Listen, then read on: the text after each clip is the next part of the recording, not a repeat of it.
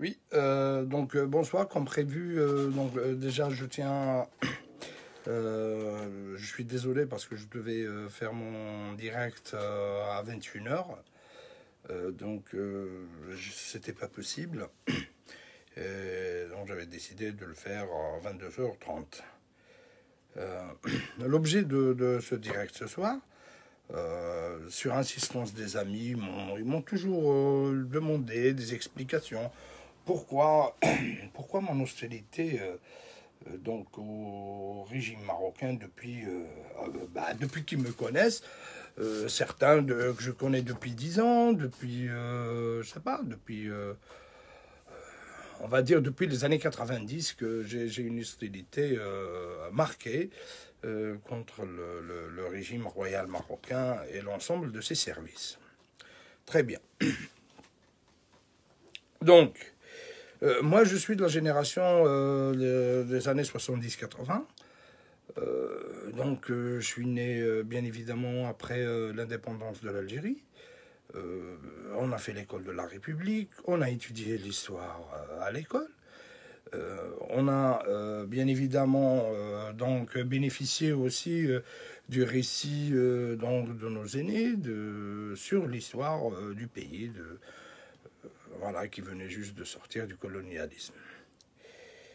Donc, il nous racontait un petit peu sur ce qui s'est passé juste après l'indépendance. Le premier acte vraiment de trahison et de lâcheté des Marocains, c'était en 63. C'est-à-dire, imaginez que le pays vient de sortir d'une guerre atroce, une guerre de libération atroce. Combien de blessés, combien de morts, on dit qu'il y a plus d'1,5 million de morts, et combien de blessés, c'est-à-dire si on fait à peu près, si on multiplie par 3, 4, peut-être le nombre de blessés, voilà, c'était l'Algérie en 63, elle était vraiment dans un état indescriptible.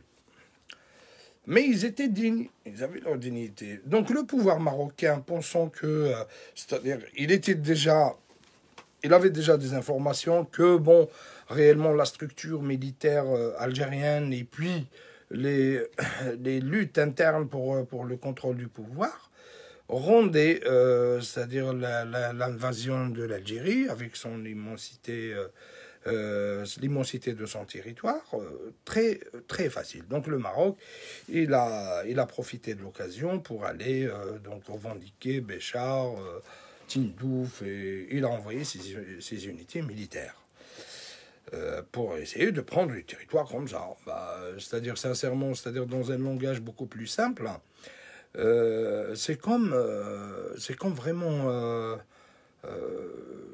une famille qui vient de perdre un petit peu ses aînés, ses grands-parents, donc les enfants, ils sont encore à l'âge de l'adolescence, ou bien c'est des jeunes majeurs. Donc si les voisins et les cousins les attaquent pour leur prendre leurs biens, c'était pareil. Donc il n'y a que les lâches qui font ça, hein. Donc il y a ça. Et puis par la suite, on apprend que il y a eu ce qu'il y a eu les années 70. Donc la tension, elle était restée vive. Et Dieu merci que les Algériens ils ne se sont pas laissés faire. Donc, ils ont réussi à récupérer, leur territoire, c'est-à-dire à engager un front diplomatique contre les velléités expansionnistes de ce système féodal. Donc l'Algérie s'est retrouvée dans l'obligation de s'armer activement, prenant conscience des dangers qui l'entourent. Bien. Il y a eu l'épisode du Sahara occidental, c'était pareil. Les Marocains n'ont jamais tiré une balle. Les Sahraouis n'étaient pas des Marocains. Quand l'Espagne a quitté les territoires sahraouis du Sahara occidental, les Marocains, ils ont fait le même coup qu'ils avaient fait aux Algériens juste après l'indépendance. Donc, c'est-à-dire la lâcheté, elle est évidente. C'est-à-dire, elle est vraiment évidente. Bref, donc ça a continué, toute cette hostilité. Et cette attente, au moment de faiblesse, ils essaient d'avancer leur pion. Sur pas mal de dossiers, d'ailleurs, de mémoire, ce que j'avais appris sur Hizb al-Istiqlal, etc., ils revendiquaient toujours quasiment à peu près 2/5 de l'Algérie. Hein. Un territoire pour lequel ils ne se sont jamais battus. Bref, donc, ça arrive des années 90. J'avais 20 ans.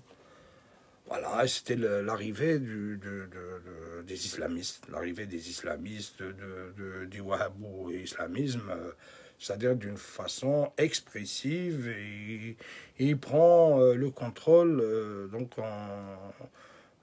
d'une partie des universités en Algérie, des syndicats d'étudiants. On a connu l'épisode qu'on a connu, Dieu merci qu'on a réussi à s'en sortir, a pris très fort. Donc, à l'époque, quand on cherchait à comprendre qui est derrière, etc., bon, c'était évident que les monarchies du Golfe, ils étaient derrière. Et les relais, c'était au Maroc aussi, parce que la IADA, c'était pas au Mali, hein. La IADA, c'était pas en Italie, la IADA, c'était au Maroc. Donc, on avait découvert comme ça, parce qu'à l'époque, l'information n'était pas aussi popularisée comme maintenant. Il n'y a que les mêmes sources d'informations sur lesquelles on pouvait poser légitimement des doutes sur la véracité des informations qui nous arrivaient à l'époque quand on était étudiants. Que voilà, les Marocains, voilà, ils sont dans la combine donc du courant islamiste. Ils essaient de les aider pour renverser l'État, c'est-à-dire la structure de l'État. Et il ne s'agit pas de démocratie ou de respect des règles démocratiques, loin de cela, mais c'était vraiment de renverser l'Algérie, d'en faire quasiment une zone no man's land. En fait, l'Algérie payait le prix de son alignement et de sa défense de l'Irak. C'était évident, puisque l'Algérie avait refusé de participer à l'invasion de l'Irak en 1991 pour libérer le Koweït. Eh ben, juste après, le prix il était très élevé, c'est-à-dire on a payé ce qu'on avait payé. Bon, voilà, bref. Bon, l'Algérie, il avait toujours soutenu le Sahara occidental, parce que on considère que le problème du Sahara occidental, c'est un problème de décolonisation. C'est clair et net. Le Maroc, quand il est devenu indépendant, il est devenu indépendant dans son territoire reconnu internationalement actuellement. Donc il n'y avait pas le Sahara occidental, ou bien les 2 tiers qui revendiquent sur l'Algérie, et je ne sais pas quoi. Bref. Donc, automatiquement, à l'époque, donc, il fallait s'intéresser à ce frère ennemi, parce qu'on nous dit toujours que les Marocains, c'est nos frères, etc., les Tunisiens, c'est nos frères, je ne sais pas, les Koweïtiens, c'est nos frères, les Émiratis, c'est nos frères. Bon, il fallait redéfinir la notion de fraternité, c'est-à-dire, on se posait la question, bon, j'ai un frère, ouais, je le reconnais, j'ai des cousins, etc., mais bon, nos frères aux Émirats... C'est une nouvelle notion, c'est une notion politique, c'est une notion je ne sais pas quoi. Bref. Donc quand on s'était intéressé avec des amis donc à ce pays, à tout ce qu'ils font, bon voilà, on s'intéresse à l'histoire du Maroc, à la révolution donc menée au Rif, et à la situation du moment du Maroc à l'époque. Je parle des années 90. Ben, on apprend que le Maroc, en fait, c'est le premier producteur mondial du cannabis, du hashish. C'est bizarre. Qu'est-ce qu'ils font? Qu'est-ce qu'ils en font? Parce qu'à l'époque, nous, par exemple, moi j'étais en Algérie, à l'époque, bah écoute, t'as pas le droit à une taf, tu as 12 mois de prison. Hein.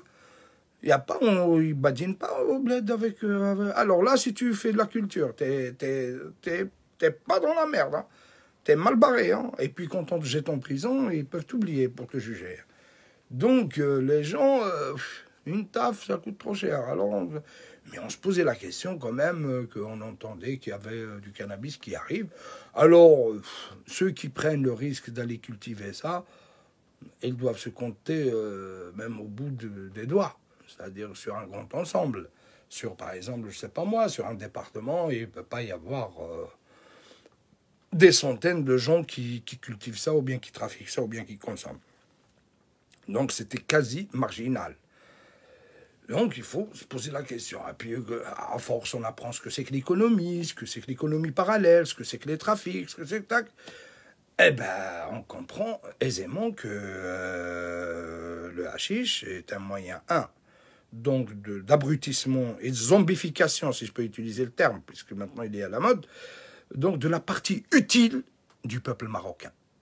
Parce que la partie utile, dynamique du peuple marocain, ce sont les Rifins, la région du Nord.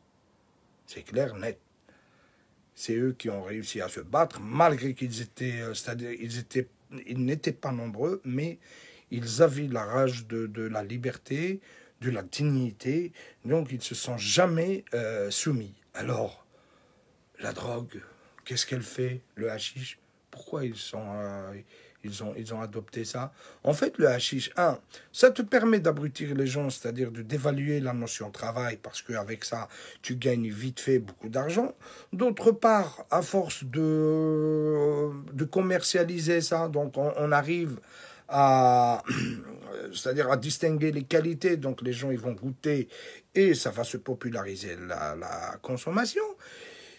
Ça, c'est à l'échelle intérieure. Donc, le pouvoir arrive à asseoir son autorité via, justement, le fait que le peuple, localement, il consomme cette drogue et ça lui fait rentrer de l'argent facilement. Donc, il ne cherchera pas d'autres leviers économiques pour se développer. Ça d'une. Au voisinage, ça lui permet aussi de détruire, en quelque sorte, et de déstabiliser les pays voisins, dont la première cible est l'Algérie, bien évidemment, parce que leur regard il est toujours sur le côté algérien. Et voilà, après, pour lire un rapport de l'ONU sur la drogue, il faut trouver à l'époque ce genre d'informations. Donc, au fur et à mesure, on découvre que vraiment, c'était une catastrophe. Et quand on regarde la télé, c'est-à-dire sur les films policiers et autres, on regarde, ouais, ils arrêtent des gens qui font de la drogue, le trafic de drogue, la Colombie, mais on se posait la question, mais comment en Europe, c'est-à-dire la majorité du cannabis et du hashish qui arrive en Europe du Sud, il vient du Maroc. Qui c'est qui trafique ça? Ok, on dit les trafiquants parce que tu as l'impression que celui qui deal, le trafiquant, c'est un voyou, c'est ceci, c'est cela. Ok, mais un pays où c'est policé comme le Maroc, ok, ça peut arriver une fois dans l'année, 2 fois dans l'année, mais ça ne peut pas arriver tout le temps. Et puis les quantités qui sont produites sont énormes. Donc, il y a anguille sous roche. Qui c'est qui organise ça? Donc, ça ne peut être que leur service. Il ne peut pas y avoir d'autres possibilités. Déjà, les quantités sont énormes. Il ne peut pas y avoir, c'est-à-dire vraiment, tu vas dire que voilà, c'est des trafiquants, c'est des délinquants, il y a toute une économie dans ce domaine dedans. Effectivement, mais qui c'est qui contrôle ça? Qui c'est qui organise ça? Ça ne peut être que l'État elle-même. Pourquoi? Parce qu'elle a intérêt.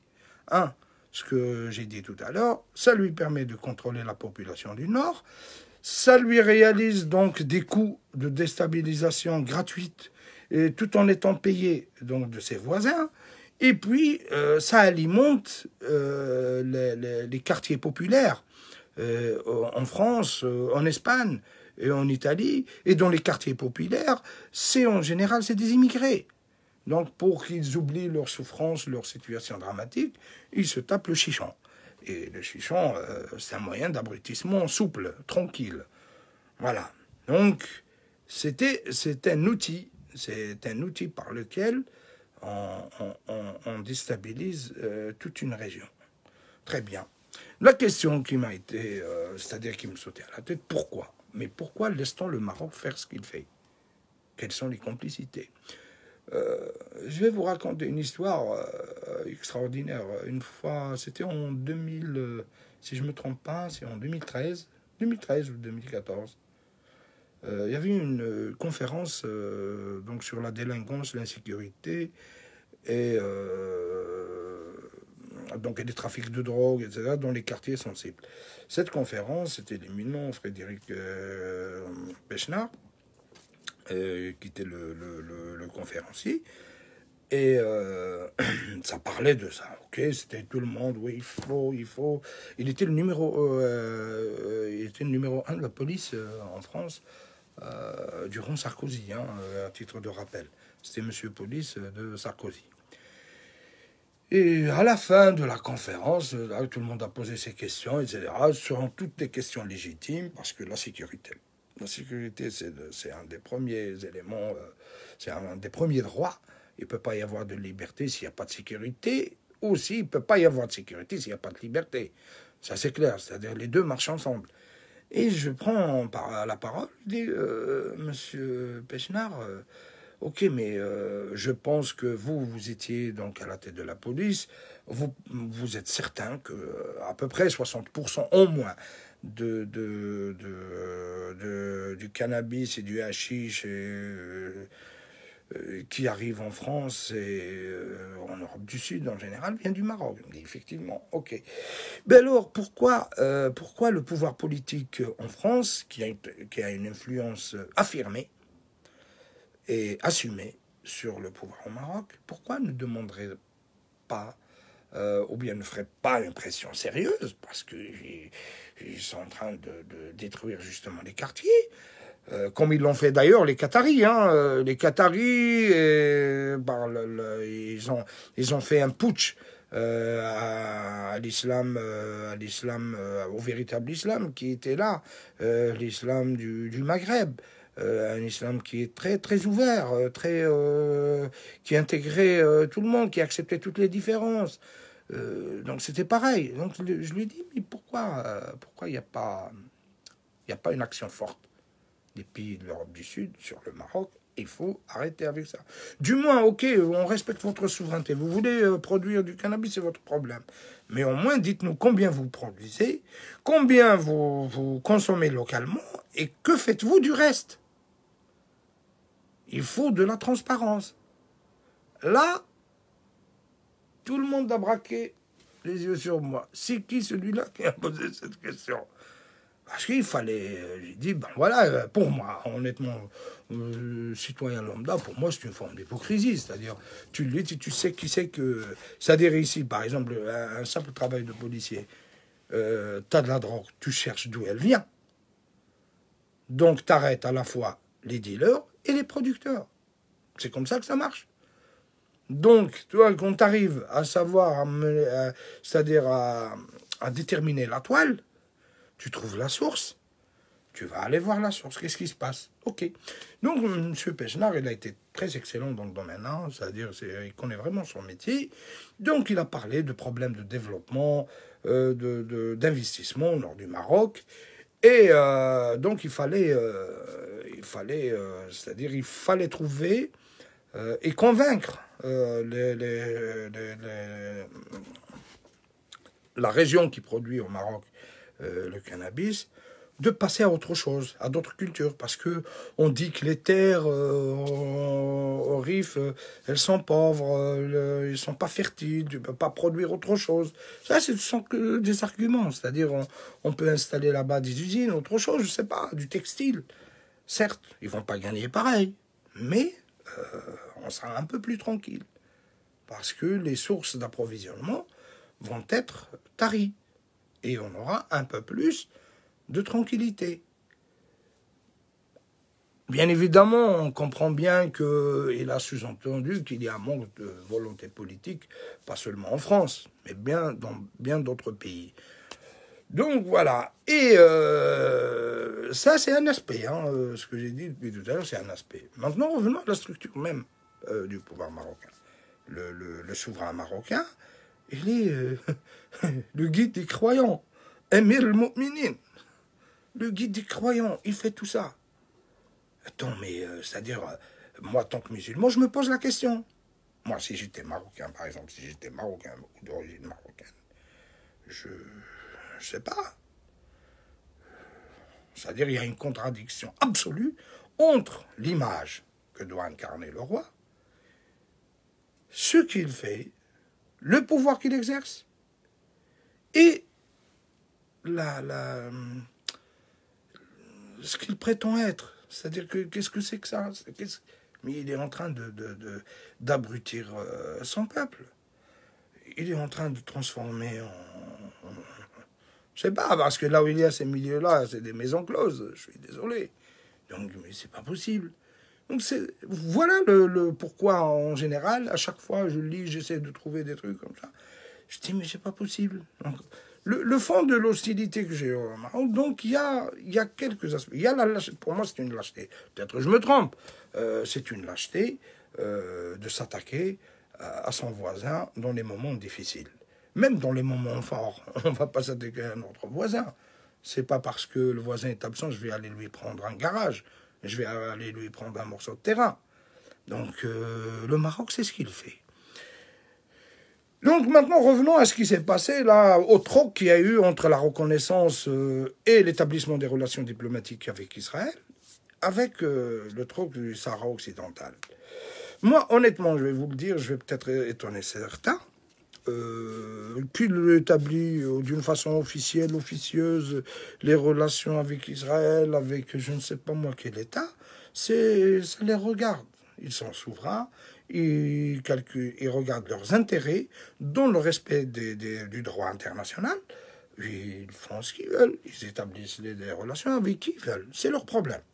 Je n'ai même pas de jugement à porter dessus. Ça ne me regarde pas, ce que fait le Maroc. Moi, ce qui m'intéresse, puisqu'on est voisins, soit par exemple d'ici d'Europe, on est voisins, c'est quoi? C'est pardon, c'est une heure, même pas une heure, par exemple, entre l'Espagne et le Maroc, il y a 15 km, 35, 15, donc c'est pas... Donc on est voisins d'ici. Donc, en Afrique du Nord, voisinage immédiat, tu es à l'Algérie, tu es au sud de la Mauritanie. Tu ne peux pas avoir une telle politique et voilà, et t'estimer que tu peux être leader, tu es le guide des croyants. Ceux qui soutiennent le Maroc, ils sont disqualifiés chez les peuples. Pourquoi? Parce que ce que fait le Maroc est en contradiction avec toutes les lois. Avec toutes les foi aussi. La foi musulmane, juive, chrétienne, dans toutes leurs écoles. Tout ce qu'il fait, tout ce que fait ce pouvoir est contraire à toutes les religions et à toutes les lois. Donc, je ne peux pas soutenir ni pour moi c'est un passe-temps, c'est comme tu t'entraînes pour faire de la boxe, le sac là de boxe, c'est pareil, c'est-à-dire au contraire, ça me rassure quand je m'attaque à un truc, à un système politique pareil. Voilà, c'était justement pour donner cette explication, parce qu'il y a beaucoup d'amis qui me disent « Ouais, tu passes ton temps, ouais, toi, tu fais partie des services, toi, tu es, voilà, comme le pouvoir algérien, il invente des histoires. » C'est pas, il n'y a aucune invention. Vous pouvez aller regarder sur le rapport de l'ONU, vous allez trouver, taf, le classement, le Maroc, premier producteur mondial de cannabis. Combien de consommateurs qu'il peut avoir le Maroc? Même la consommation, c'est-à-dire la production marocaine suffit 10 fois pour le Maroc. C'est-à-dire le surplus, il est où? Eh ben, il passe en Algérie. Il y va en Afrique, au Sahel. Et au Sahel, il a tiré chez qui? Il a tiré chez des terroristes. Et les terroristes, eh ben, c'est un moyen de financement. Moi, ça m'a fait rire la dernière fois que... comment il s'appelle, l'ancien Premier ministre français Manuel Valls, quand il avait accusé le Polisario de trafic de drogue. Il trafique quelle drogue? Quelle drogue ils vont trafiquer? Ils ne sont pas producteurs. Déjà, ils vivent sur le sol algérien. Ils sont réfugiés des Sahraouis. D'une. Deux, ils produisent aucune drogue. Ils n'ont pas accès en Afrique ou ailleurs. Et s'il y a des trafiquants, il n'y a que ceux qui produisent et leur armée. Leur armée, leur service, ce que vous voulez. Je me souviens ce qu'il avait dit Msahel, l'ancien ministre des Affaires étrangères algérien, quand il a dit, ben voilà, Ils font du transport, hein. Ah ouais, l'Air Maroc, tada, bah, je me souviens, bon, ils avaient protesté, mais bon, les preuves, ils étaient tellement multiples qu'il n'y avait rien à faire. Voilà, c'est juste pour vous expliquer le pourquoi. Et je voudrais juste ouvrir une parenthèse. Donc, par rapport aux islamistes, pareil. Donc, on me dit, ah ouais, mais toi, tu es anti-islamiste, etc. Mais bien sûr, je le dis, je l'affirme et je l'assume. C'est l'histoire qui les condamne, c'est pas moi. C'est l'histoire qui les condamne. Et toutes les histoires, c'est-à-dire l'histoire officielle, écrite par exemple, le pouvoir en Algérie, leur histoire, ce qu'ils racontent eux-mêmes sur eux-mêmes, de toute façon, il y a c'est-à-dire il y a des situations aussi évidentes comme celle de la Syrie. Certes, le système de Bachar al-Assad, on peut tout dire. Tout ce qu'on va dire, on a raison. Mais détruire la Syrie au point qu'ils l'ont détruite, avec la reconnaissance de l'ancien Premier ministre qatari, qui a reconnu qu'ils avaient déboursé plus de 250 milliards de dollars pour justement mettre la Syrie à feu et à sang. Voilà. Et c'était eux les financiers des islamistes. Donc ils arrivent avec des discours tout farfelus, et ils interprètent l'islam en fonction de leurs prétentions. C'est-à-dire, ils essaient de colorer religieusement leurs revendications, alors qu'en réalité, ça n'a rien à voir. C'est un moyen qui a permis de contrôler un certain nombre de pays, de bloquer le développement d'un certain nombre de pays. Quand on pense à l'Algérie des années 90, quelle était, les potentialités qu'elle avait, certes, on était en crise, il y avait la crise économique, il y avait, parce que les prix du baril, ils avaient baissé, mais il y avait un tissu industriel quasiment dans tous les domaines. Mais au lieu que, pendant la période qu'on appelle la période noire, la décennie noire, au lieu de se concentrer sur l'économie, on était obligé de se concentrer sur la sécurité nationale. Donc il fallait mettre en échec ce plan diabolique des islamistes, qui n'ont rien à voir avec l'islam, parce qu'ils se sont habillés en islam, en musulmans, ils ont utilisé des textes, ils ont argumenté, mais ils n'ont rien à voir avec, c'est-à-dire l'âme du texte fondamental. Ça n'a rien à voir. Ça n'a absolument rien à voir. Ce sont des diables, au sens propre du mot. Des démons. C'est ça. Et quand on essaie de démettre tout ça, eh ben, on retrouve que les services marocains, les services saoudiens, les Qataris, ils ont excellé parce qu'ils avaient un moyen de manipulation des masses, qui est Al Jazeera. Même le générique, il est bien étudié parce que ça provoque dans la personne une certaine sensation. On désactive tous les systèmes de contrôle qu'on peut avoir quand on regarde l'information. Donc on devient comme des zombies. On arrive là, quand on consomme l'information, on prend ce qu'on voit comme acquis et paf. Donc on modifie complètement la perception de la réalité des gens.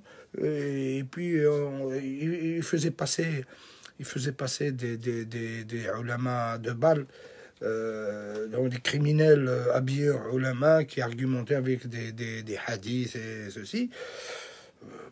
Ils ont fabriqué des terroristes vraiment à l'appel, quoi. Et quand on cherche qui était derrière, toutes les monarchies, tu prends du Maroc, les monarchies du Golfe, elles avaient l'argent et l'endoctrinement. Ils leur achetaient des armes, on sait d'où ça vient, des armes. Voilà, moi je ne peux pas, c'est-à-dire regarder le Maroc, ils peuvent claironner H24 par exemple, tous les médias du monde, ils peuvent claironner et nous dire que le Maroc, le système politique marocain, le roi du Maroc. Pour moi, entre Ben Laden et Mohamed V, Mohamed VI, Hassan II, je ne sais pas moi qui va venir après, et les roitelets des pays du Golfe, ils sont tous pareils. Pour moi, c'est la même chose. C'est la même chose. Ils sont dans une entreprise de destruction,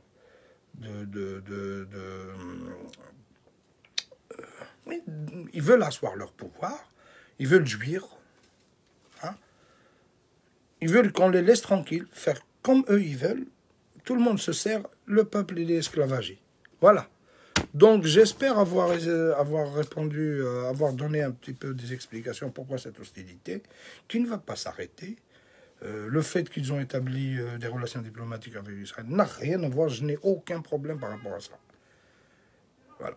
Parce que chaque pays peut établir des relations avec qui il veut. Parce que si on admet, d'une part, la souveraineté et l'indépendance des pays, on ne doit pas intervenir dans les affaires et les choix d'un certain nombre de pays, à condition que ça ne porte pas atteinte. Ça ne porte pas atteinte. C'est ça. Pour moi, il n'y a aucun problème dessus. Israël, elle est là. C'est-à-dire, personne ne peut faire comme si elle n'existait pas. Après, ils doivent avoir une solution à deux États avec les Palestiniens, le partage des terres, etc. Tout est discutable. C'est vrai qu'il y a beaucoup de choses qui sont très discutables. Il y a eu des injustices, il y a eu des occupations. Il y a pas mal de choses. Tout est discutable. On peut pas, il ne faut jamais, comment dire, choisir la facilité et soutenir le plus fort. Il faut être juste. C'est clair. Il y avait des Juifs là-bas. Bon, ils voulaient s'émanciper, avoir leur État, c'est leur droit. Comme les autres, ils veulent avoir leur État. Mais il faut se remettre à l'évidence. Il faut se remettre à l'évidence. Chacun doit garder ses biens.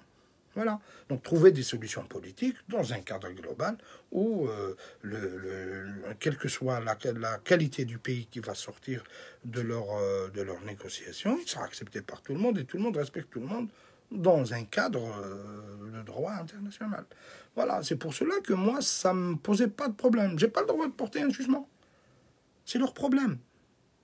Voilà. Moi, à leur place, je ne l'aurais pas fait. Du moins, si je m'inscris dans la démarche collective des pays qui soutiennent donc la solution à deux États, c'est plus juste.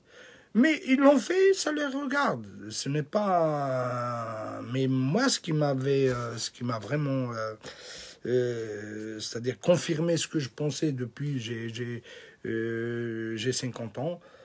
Bah écoute, depuis 15 ans, je n'ai pas changé, c'est-à-dire j'ai construit en quelque sorte les pays dans ma tête, tels que je l'ai connu dans la géographie, comme ça, c'est en fonction de leur histoire, ce qu'ils produisent, ce qu'ils prennent, la réalité de leur société, c'est ça qui m'intéressait. Donc, moi, je me construis pas en détestant les autres, j'ai pas besoin de détester qui que ce soit pour que je m'aime moi-même, au contraire. Je préfère m'aimer moi-même, essayer d'aimer le maximum de gens qui m'entourent, même qui sont lointains. J'ai plus d'intérêt à aimer quelqu'un que de le détester. Donc, je ne suis pas dans la démarche que pour que j'appareille, il faut que j'écrase l'autre. Non, je n'ai pas besoin d'écraser l'autre. Non, si j'ai des choses particulières à présenter, peut-être je peux les faire valoir et me mettre en avant. Voilà. C'est ça. Donc, ce n'est pas une question, ah ouais, vous détestez, vous faites, ça, c'est des discussions de café, quoi. Voilà. Donc, j'espère avoir apporté un petit peu d'éclaircissement. Je sais que je vais me faire tirer les oreilles. Mais bon, voilà. Je vais essayer de faire pareil en arabe, peut-être. Merci. Bonne soirée. Au revoir.